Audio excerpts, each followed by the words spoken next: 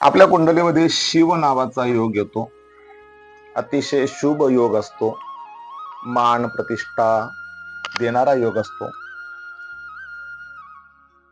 पंचमेशमुळे, भाग्येशमुळे, दशमेशमुळे हा योग येतो. आता आपण इथे मिथुन लग्नाची कुंडली घेतली आहे. पंचम स्थानामध्ये तूळ आली.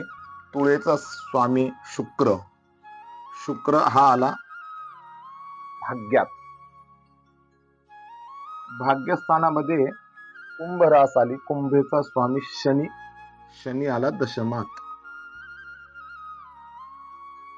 दशमात मीन रास आली. मीनेचा स्वामी गुरु. गुरु आला पंचमात. इथला जो पंचमेश आहे तो भाग्यात आला.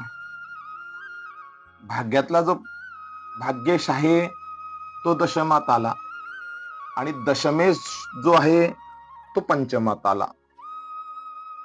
असा हा ग्रहांच्या योगामुळे हा शिवयोग येतो. हा शिवयोग मान, सन्मान, प्रतिष्ठा, यश, कीर्ती, लाभ असं करून देतो. श्रीराम, श्री राधे.